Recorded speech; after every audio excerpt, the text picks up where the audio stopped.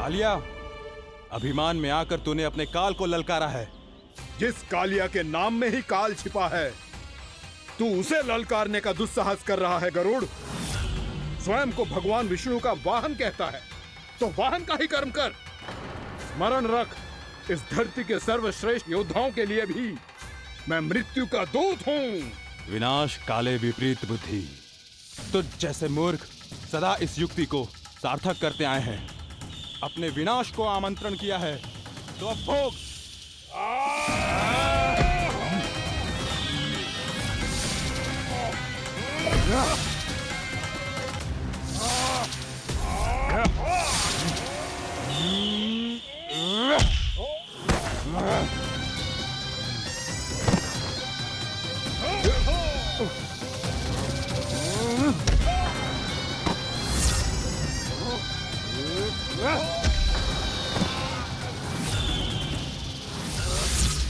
जिसने मेरा भोजन चुराने की धृष्टता की है, वो इसी योग्य है। तू मुझे जानता नहीं है गरुड़, मैं महाविषधारी नाग कालिया हूँ।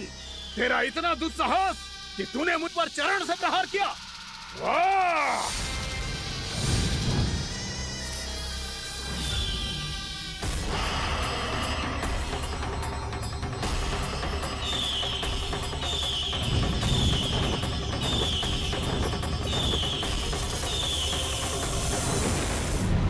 मैं अपने अभिमान में भूल गया था कि गरुड़ मुझसे कहीं अधिक शक्तिशाली है। इसलिए अपने प्राणों की रक्षा करने के लिए मैं एक स्थान से दूसरे स्थान भागने लगा। नदियां, पर्वत, यहां तक कि मैंने सागर भी लांघ डाला।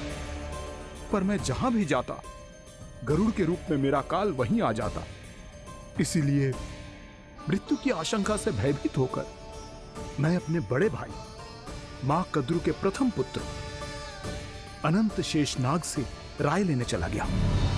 भैया, मैं यहां आपसे आपकी सहायता लेने आया हूं। मेरी एक छोटी सी भूल के कारण यह गरुड़ मेरा पीछा कर रहा है।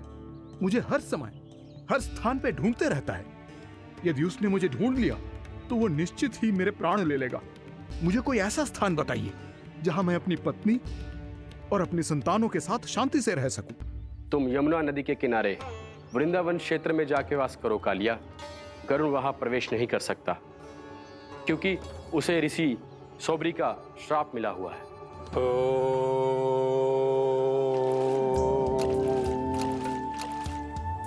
ध्यान और तपस्या का नित्य कर्म करते हुए ऋषि के मन में मछलियों के प्रति प्रेम भाव इतना बढ़ गया कि वो भूल गए सभी जीव खाद्य श्रृंखला का भाग होते हैं, और मछलियां भी इस नियम की अपवाद नहीं है। उन्हें मछलियों की अटखेली इतनी अच्छी लगने लगी कि वो इस क्षेत्र के मछुआरों को भी मछली पकड़ने की अनुमति नहीं देते थे।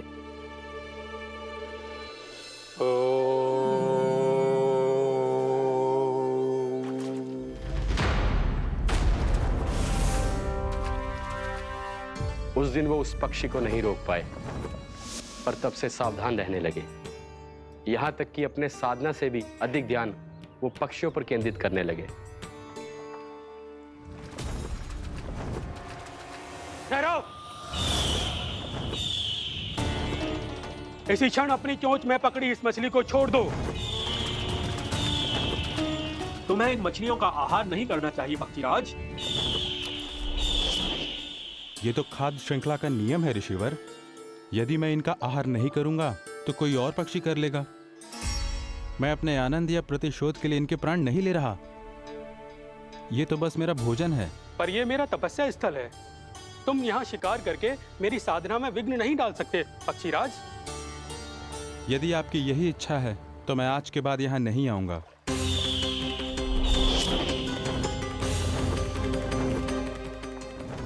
पर आज ये मछली मेरे आहार के रूप में पकड़ी जा चुकी है। मैं वचन देता हूँ ऋषिवर, इस स्थान पर यह मेरा अंतिम शिकार होगा।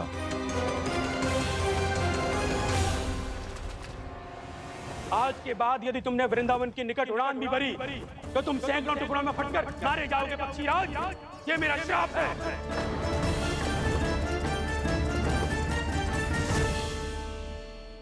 और इसीलिए भैया शेषनाग के सुझाव के अनुसार मैं यहां आ गया।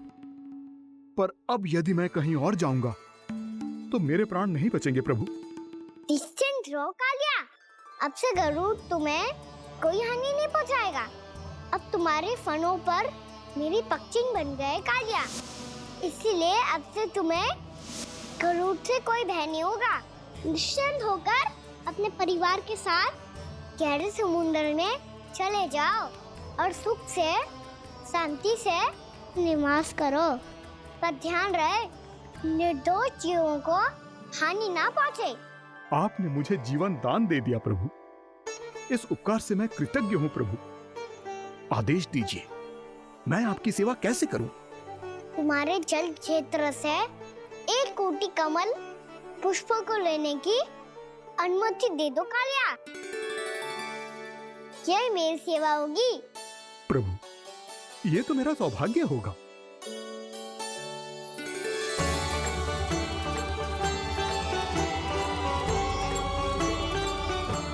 एक कोटि के स्थान पर हम 3 कोटि कमल पुष्प ले आए प्रभु। मैं तुम्हारी सेवा भाव से प्रसन्न हुआ कालिया। रमणक द्वीप पर चले जाओ ताकि तुम्हारे कारण फिर कभी किसी निर्दोष जीव को हानि ना पहुंचे और न ही तुम्हारा विष मेरे प्रिय यमुना नदी के जल को दूषित कर पाए। मैं तुम्हें आशीर्वाद देता हूँ। आज यहाँ मेरे द्वारा तुम्हें दिए गए इस आदेश का स्मरण जो भी भक्त करेगा और प्रातः काल और संध्या काल में इसका उच्चारण करेगा, उसे फिर कभी किसी संकट से कोई भय नहीं होगा। ये स्थान अब से काला कुंड के नाम से जाना जाएगा। यहाँ पर स्नान करने वाला और देवताओं को इस क्षेत्र से जल का अर्घ्य देकर प्रसन्न करने वाला भक्त यदि मेरा स्मरण करके पा सकेगा तो वो अपने सभी पापों से शीघ्र ही मुक्त हो जाएगा।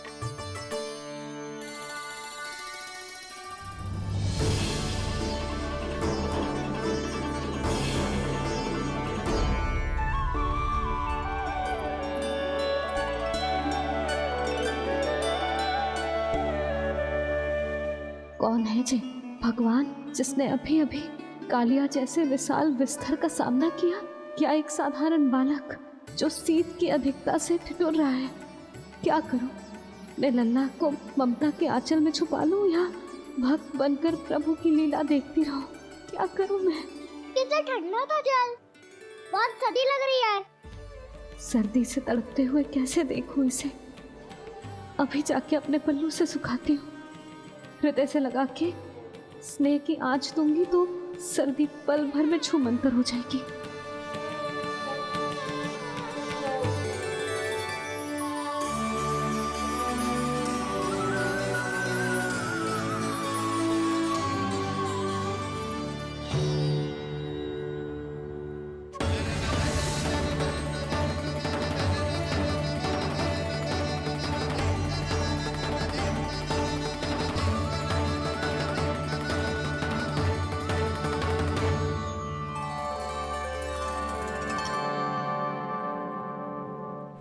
मेरी आवश्यकता ना है इसे। ये तो सच्ची में भगवान ही है जिसकी ठंड दूर करने के लिए स्वयं द्वादश आदित्य प्रकट हो गए हैं।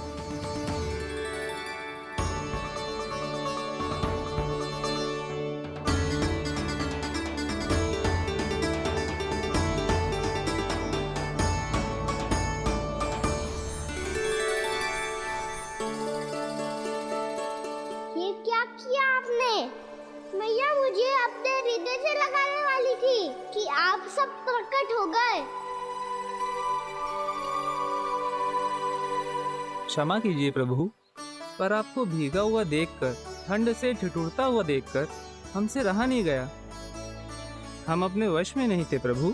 भक्ति से भावुक होकर हम प्रकट होने पर विवश हो गए थे। हमारी किरणें जैसे स्वयं ही फूट पड़ी और दौड़ पड़ी आपको सुखाने के लिए। मैं आपका प्रेम, आपकी भक्ति समझता हूं आदित्यगण, और इसीलिए इस समय मैं जहां खड़ा हूं, इस स्थान को द्वादश आदित्य टीला के नाम से जाना जाएगा। द्वादश आदित्य टीला के नाम से जाना जाएगा। हम धन्य हो गए प्रभु। अरे कहाँ जा रहा है? जो गड़बड़ किया है उसे सुधारिए तो सही। प्रभु आज्ञा दीजिए।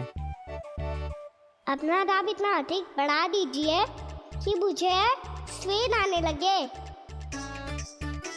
ताकि मैया मुझे स्वेद में लीला देख के और भूल जाए कि मैं भगवान हूँ, और मैया मुझे अपनी गोद में उठा के ले जाए।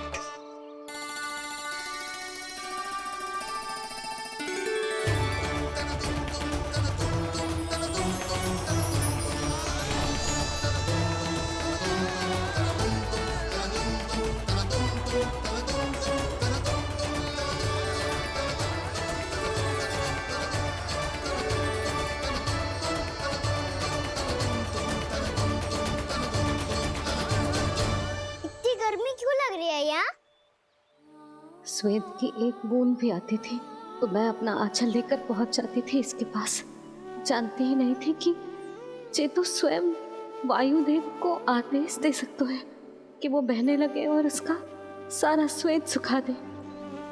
वायुदेव की आवश्यकता नहीं है मैया, मुझे आप ही चाहिए। लगता है जिस बात का भय था वही सत्य होने लगी है। भैया मेरे भगवान रूप को भूल नहीं पाएगी, और अब मेरे लिए उनके सत्य छुपा कर रख पाना कठिन हो जाएगा।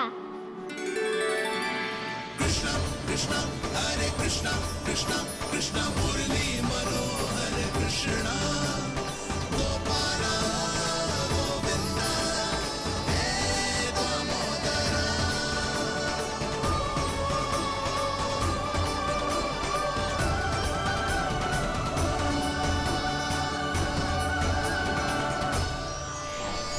प्रभु, आपके श्वेत से बने इस प्रसंगदान सरोवर का प्रणाम स्वीकार कीजिए।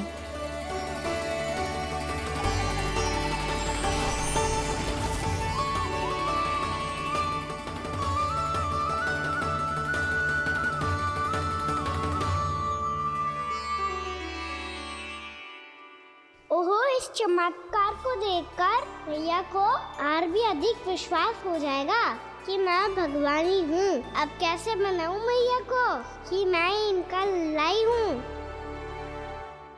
बाबा है ना, अब तो यही सहायता करेंगे।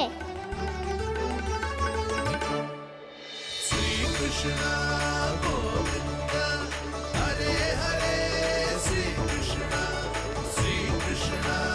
गोविंदा हरे हरे श्री कृष्णा हरे मुरारी श्री कृष्णा श्री कृष्णा श्री कृष्णा।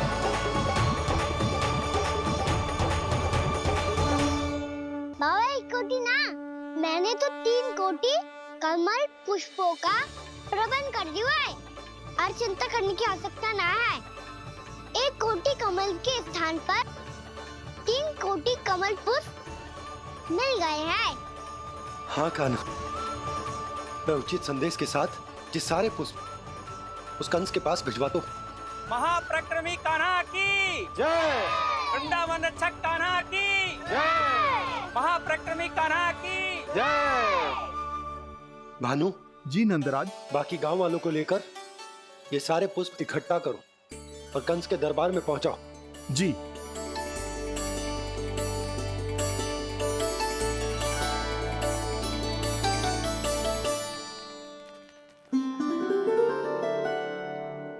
मैया, कौन हो तुम?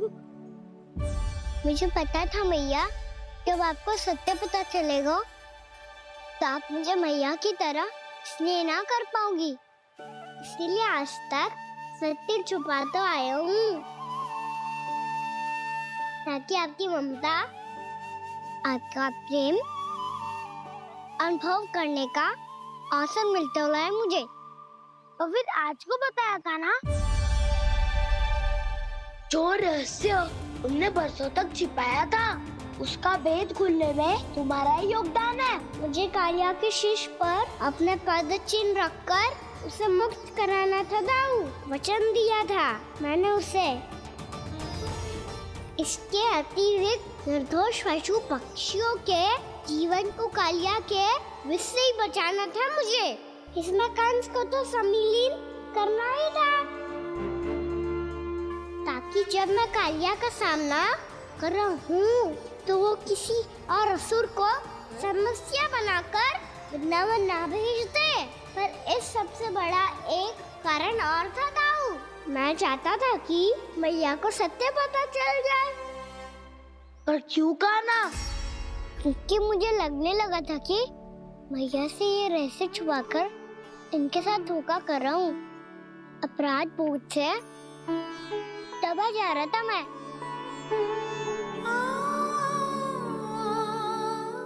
जो सत्य आपको, बाबा को, सभी को पता है, यहाँ तक कि मेरे सखा भी जानते हैं, वो सत्य मैंने मैया से छुपाया केवल इसी लोक में कि मुझे इनकी ममता प्राप्त होती रहे। पर ऐसा करके मैं अपने से निस्वार्थ प्रेम करने वाली मैया को धोखा दे रहा था। आप ही बताओ दाऊ, जो इस संसार में मुझसे सबसे अधिक भरोसा करता है, उसी के साथ छल कैसे कर सकता हूँ मैं? हाँ, मैं नारायण का अवतार हूँ, पर अपनी मैया का छोटा सा लल्ला भी तो हूँ।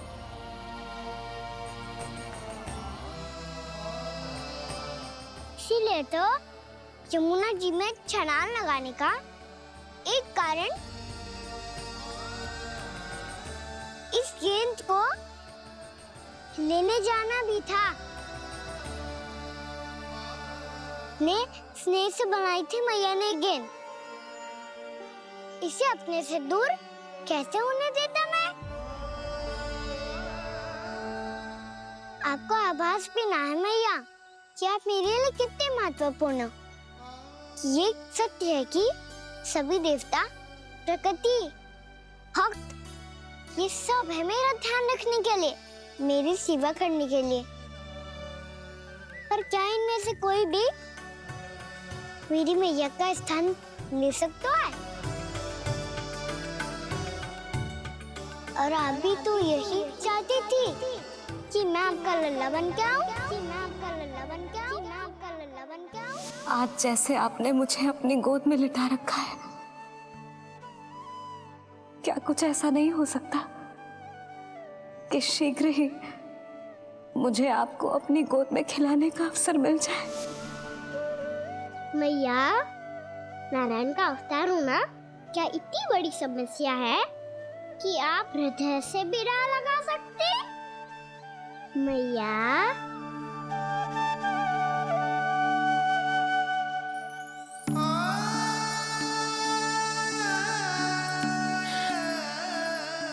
मेरा कान्हा, मेरा लल्ला।